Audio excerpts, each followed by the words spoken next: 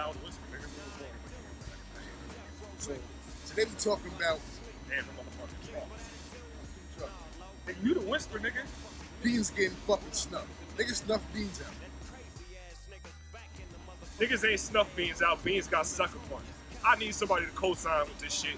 This nigga over here is trying to tell me that there's a difference, not a difference between a sucker punch and a snuff. It is, nigga. Snuff is fucking snuff. No, a snuff is only. Wait, stop. The guy's old, right? Old as fucking whoever.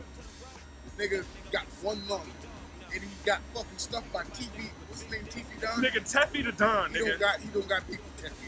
Nigga, your name ain't Teffy if it's a fucking two F's. Nigga, Teffy is T-E-E-F-Y, nigga. His name's Tiffy because he called himself Tiffy. It's Tiffy Day, man. Nigga, the only time you can get snuffed is from behind. That's it. That's the only time. If I hit you and you can see the shit anywhere in your peripherals, nigga, that's not a snuff. Snuffed the old man with one lung. Whatever, nigga. Niggas, hit us up, nigga, and figure this shit out. Let us know who's right or wrong.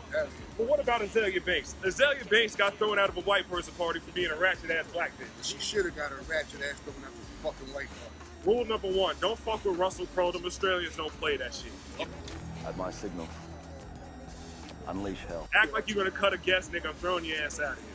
Like, who wants to be around ratchetism? And then you go to the old white party with the ratchetism. Now, RZA is wrong for bringing the ratchet up in the white people's party. He knew the bitch was gonna act like that.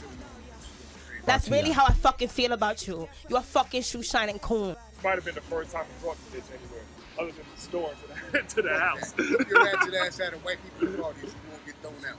Word. Now, hopefully that shit fucking sounded good.